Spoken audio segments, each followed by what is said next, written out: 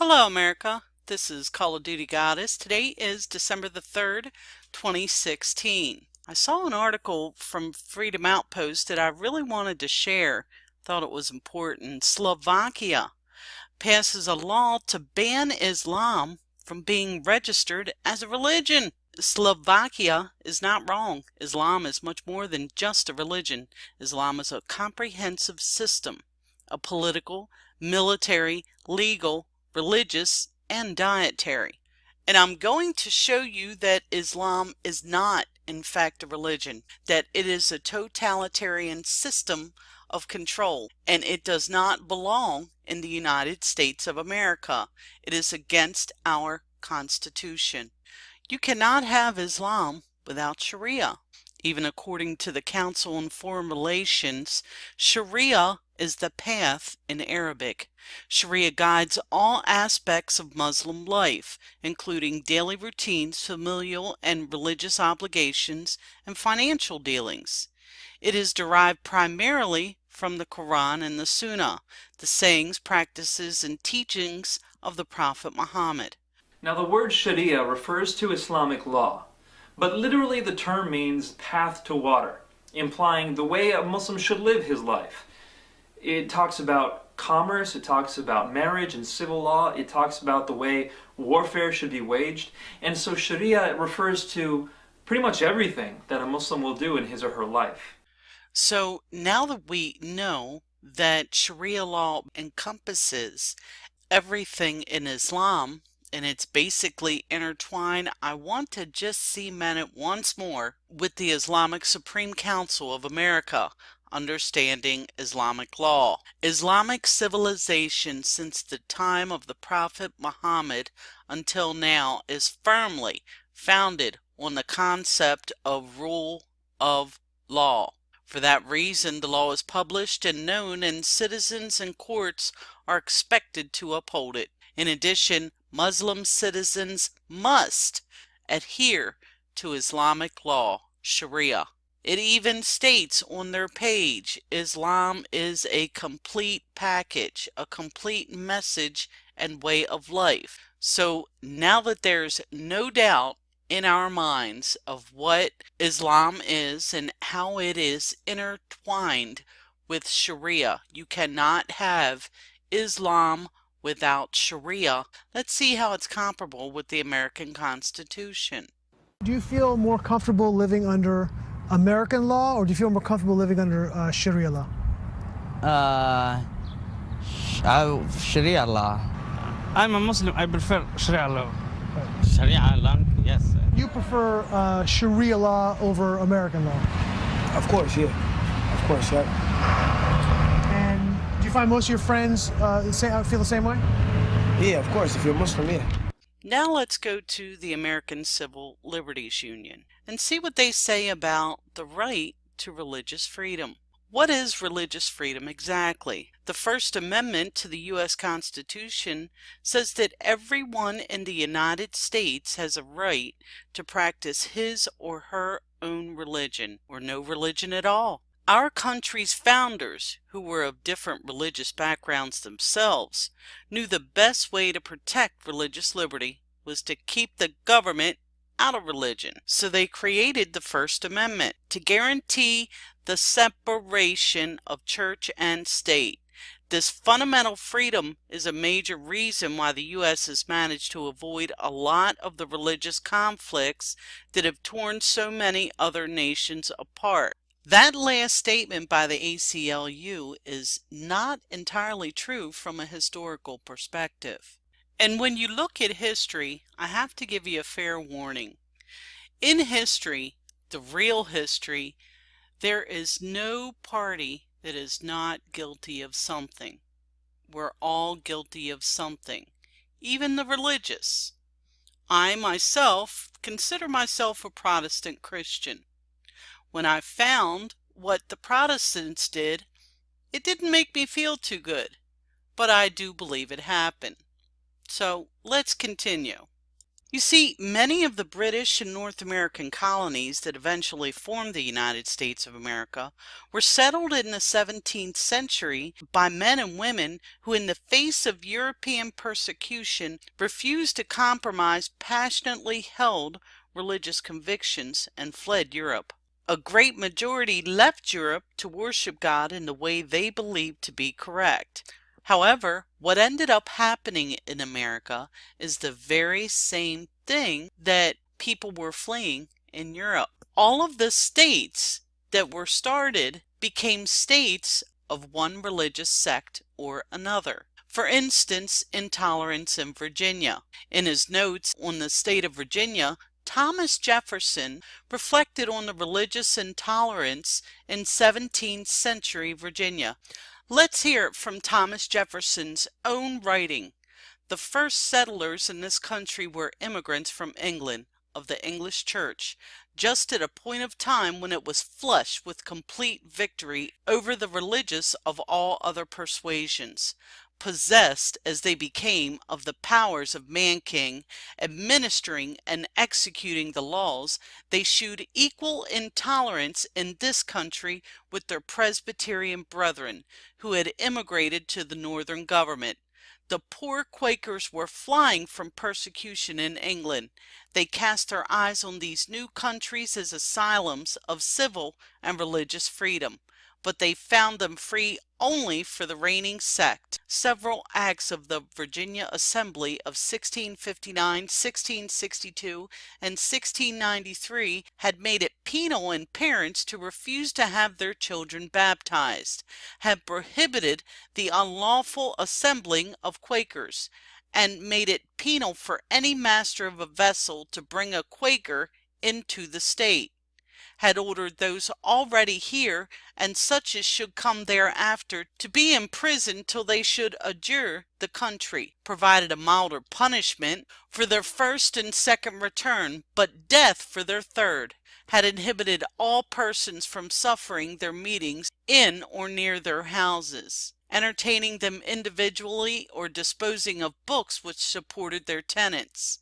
If no execution took place here, as did in New England, it was not owing to the moderation of the church, or the spirit of the legislature, as may be inferred from the law itself, but to historical circumstances which have not been handed down to us. The Anglicans retained full possession of the country about a century. Now, you heard in Thomas Jefferson's own words that he was very disturbed by the turn that religions had taken once they gained control. When a religion is mixed with a government, they then take control and make laws that are contrary to people that are not of that particular religious sect. It bothered Thomas Jefferson tremendously, and you could hear it within his writing. Now, what Thomas Jefferson did in both 1776 and 1786 is what's most crucial to our religious freedoms. So let's see what he did. I'm Tom Camden, Director of Special Collections at the Library of Virginia. I have here another cornerstone in the nation's history, probably one of the most important documents certainly in Virginia's history, and has a direct constitutional link. This is the known to many as Thomas Jefferson's Statute for Religious Freedom, officially known as an Act for Establishing Religious Freedom. Thomas Jefferson began lobbying for such a principle to be made law in of course 1776, the freedom to worship as one please. However, this proposal, this Act for Establishing Religious Freedom, for which I'm showing you is the enrolled bill, was not actually introduced until June 12, 1779. It was talked about a lot, but the resolution did not get through until 1779, and then it took until January 16, 1786 before it was actually passed. This Act for Establishing Religious Freedom, of course, has become an extraordinary component of the nation's Bill of Rights. There is a segment that's very powerful, and I'd like to read that because I think it makes much more of an impact than the very verbose principle of the preamble. It says, "We, the General Assembly of Virginia, do enact that no man shall be compelled to frequent or support any religious worship place or ministry whatsoever, nor shall be enforced, restrained, molested, or burdened in his body or goods, nor shall otherwise suffer on account of his religious opinions or belief. But that all men shall be free to profess and by argument to maintain their opinions in matters of religion, and that the same shall in no wise diminish, enlarge, or affect their civil capacity." Now, Thomas Jefferson not only witnessed the intolerance in Virginia, which compelled him to create a legislation to give freedom of religion and make sure that there was a separation of state and church, which is crucial to what is happening today with Islam. Islam is inseparable from the state and the church. It is not a religion. It is a totalitarian system, and I believe it should not be allowed in America as a religion, because it is not. It is intertwined with Sharia law.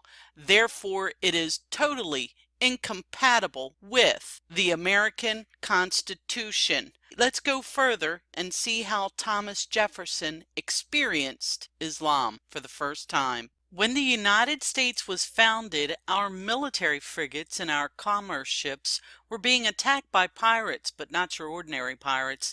These were known as the Barbary pirates, named after the Barbary coast of Africa with ties to Turkey and the coast of Saudi Arabia. These forces not only sank our ships, but took the crew as slaves to the pirate leaders. The captains of the ships were ransomed to the United States. Then President George Washington signed off on a tax system across our country. It seemed to him ironic that a country founded on rebellion from unnecessary taxes was having to authorize taxes to the states. By 1783, 6% of the United States budget was paid out to these Barbary forces. Literally thousands of vessels were taken and more than 1 million Europeans and Americans were sold into slavery. In 1783, President Washington sent an envoy to meet with Barbary corsairs consisting of Thomas Jefferson, Benjamin Franklin, and John Adams. When meeting with their ambassador, they were told about this new religion, Islam, that had dominated the belief system of the Barbary corsairs. Thomas Jefferson then documented the meetings that took place in order to bring them before Congress. Some of the notes that Thomas Jefferson took are as follows. Grosvenor Square, March 28, 1786. Soon after the arrival of Mr. J. in London, we had a conference with the ambassador of Tripoli at his house. The amount of all the information we could obtain from him was that a perpetual peace was in all respects the most advisable, because a temporary treaty would leave room for increasing demands upon every renewal of it, and a stipulation for annual payments would be liable to failures of performance which would renew the war, repeat the negotiations, and continually augment the claims of his notion, and the difference of expense would by no means be adequate to the inconvenience, since 12,500 guineas to his constituents with 10% upon that sum for himself must be paid if the treaty was made for only 1 year. We took the liberty to make some inquiries concerning the grounds of their pretensions to make war upon nations who had done them no injury, and observed that we considered all mankind as our friends, who had done us no wrong, nor had given us any provocation. The ambassador answered us that it was founded on the laws of their prophet, that it was written in their Koran, that all nations who should not have acknowledged their authority were sinners, that it was their right and duty to make war upon them wherever they could be found, and to make slaves of all they could take as prisoners, and that every Mussulman who should be slain in battle was sure to go to paradise. That it was a law that the first who boarded an enemy's vessel should have one slave, more than his share with the rest, which operated as an incentive to the most desperate valor and enterprise. That it was the practice of their corsairs to bear down upon a ship, for each sailor to take a dagger in each hand and another in his mouth, and leap on board, which so terrified their enemies that very few ever stood against them. That he verily believed the devil assisted his countrymen, for they were almost always successful. Now, I think you can come to some conclusions about Thomas Jefferson just by his writing. Number one, what he witnessed in America was nothing but religious persecution over and over and over again. He did not like it. He always took up for the low guy. He took up for the Quakers. Then he was sent on a mission. He then witnessed the same thing over again. We, as Americans, were paying a jizya tax from the get-go in this country to Muslims. We continued to do so until the Leathernecks were created, the Marine Corps. But it is imperative that you decide for yourself where this man's mind was. Was he a person who enjoyed reading the Quran? Do you think he wanted to become a devout Muslim? Do you think he was a devout Christian? Or do you think that he got the Quran in order to read it to know his enemies? If it were me, I would do the same thing, and actually I have, because I want to know my enemies. This is not a religion. This is against our Constitution.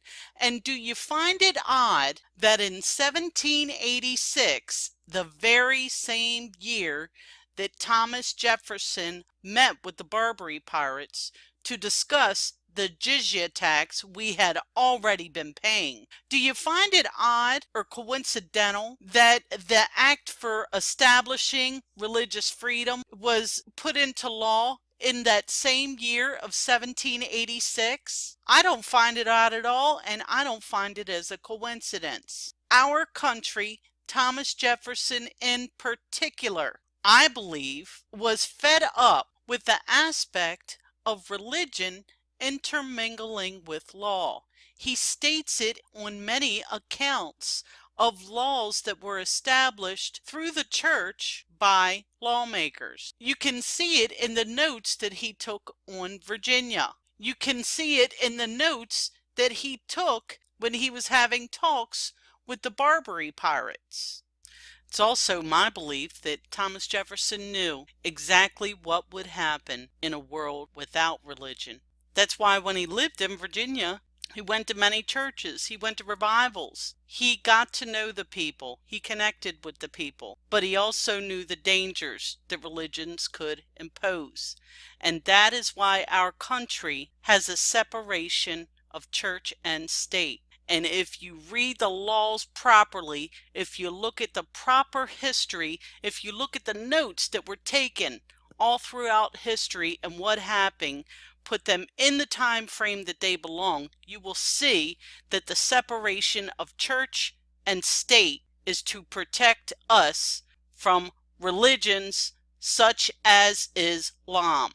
So in looking back at this article again, the article should read, the United States passed a law in 1786 to ban Islam from being registered as a religion, because Islam is intertwined with law, Sharia law.